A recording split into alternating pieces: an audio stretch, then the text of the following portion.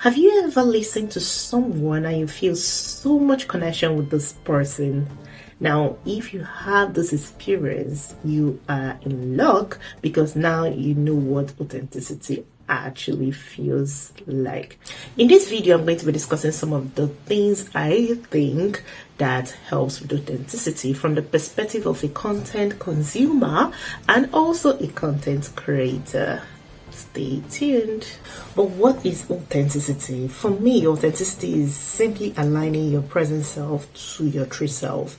Now, what is your true self and what is your present self? I believe that we all have what we want people to see that we are, which is our present self, and what we truly are in the core of ourselves. So aligning these two is basically what authenticity is. And as a content creator, authenticity would mean genuinely sharing your beliefs and your values. Now, having known what authenticity is, what exactly are my tips for authenticity as a content creator and as a content consumer? One of my first tips on authenticity is to know your value. Know what you bring to the table. What is your promise to your audience? What is your promise to your listeners? If you don't know what you want to give the listener, then there's no way to measure up whether you are doing what you say you're doing. So having the knowledge of how you want to sound to your listener would help you to be authentic to your true north, to your true vision of what content creation journey you are on. The second one will be to create content that you love. Have you ever watched a content and you feel like you just wasted your time because you didn't gain the value that you feel you should have gained from it? Some other person might watch the same thing and gain a lot of value. So for you to be authentic to yourself, to your value, it is best to create what you believe in, what you think that you would enjoy if you are to be on the other side as the content consumer. So yes, that would help you to create loyal audience that are like you. Another thing I would say is to be mindful of jumping on trends and focusing on the algorithm. A lot of times we want to be selfish with the content because we want to promote views and subscribers, and we do not focus on the value that we have promised to deliver to our audience. We do not focus on making sure that whatever we are putting out is aligned to what truly our core value is, and then we end up creating audience or going viral on some of the things that are not even close to what our core values are. So yes, as a content creator, it's good to leverage on some of those things in order to be seen. It's good to leverage on the algorithm. It's good to leverage on trends so that you are talking about what people really are searching for, and in that way you are seen more.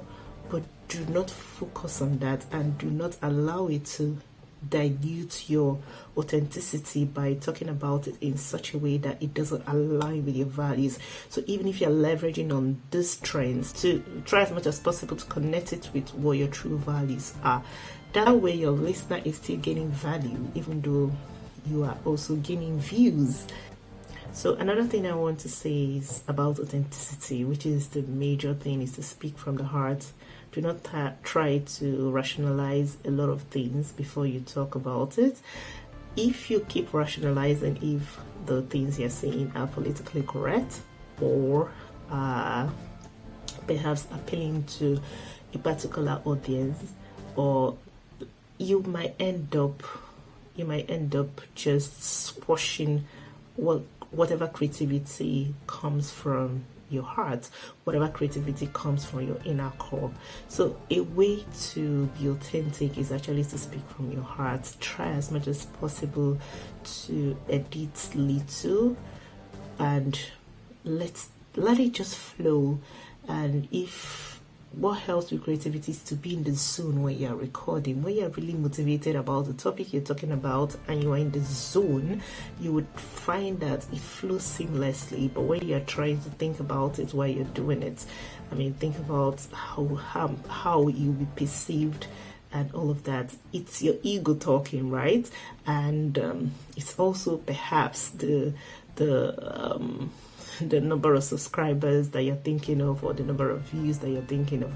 But when you focus on the message that you're passing, when you focus on what value you're giving, when you focus on the person that you're talking to, the fact that this person you're talking to wants this value, you will find that you talk more from your heart than from your head.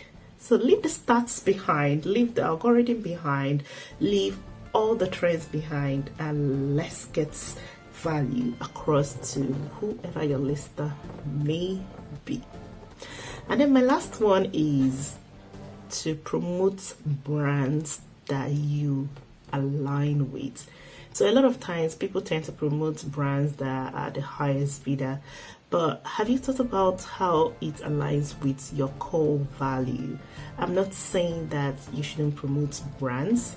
I'm not saying that you shouldn't make money out of your content. Of course, I want more subscribers because I want to be monetized and I want to make more money, but that's not my priority. My priority is to give value as much as I get value from my listener, to have my dedicated audience not regret subscribing to my channel. My priority is to service my dedicated audience, my accountability partners who are keeping me accountable to my projects, to give you back value in terms of my video. Promoting brands that are not in alignment to your core values might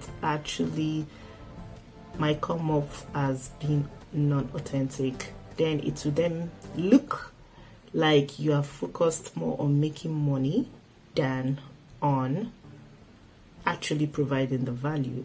I know a lot of content creators would have this temptation because some people are full-time YouTube content creators and they want to make money after all, and they are here to make money. So why not promote? Why won't I promote the brand?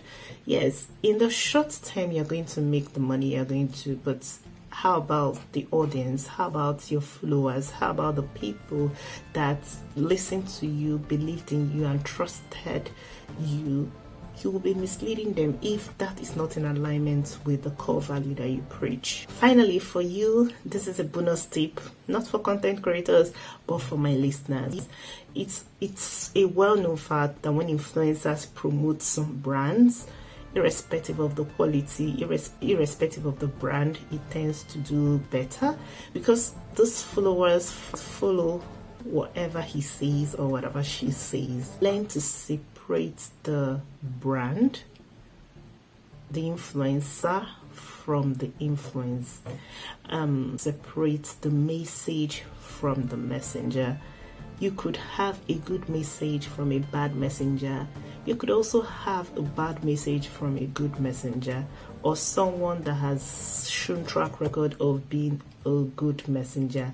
So when you are listening to influencers, be able to also do your own research. Don't be a follower, be a student. Go ahead, research whatever the person has said and choose for yourself. You don't have to believe everything the influencer has said because you are a fan, or you remember that these influencers sometimes are paid to say what they say, and sometimes they try also to appear politically correct because they do not want to lose fans, they do not want to lose their views, or they do not want to annoy their fans. So be very skeptical about following influencers, because following things because it is said by an influencer. Do your own research. Thanks for watching, and don't forget to subscribe and like for more authentic content from your girl. Bye.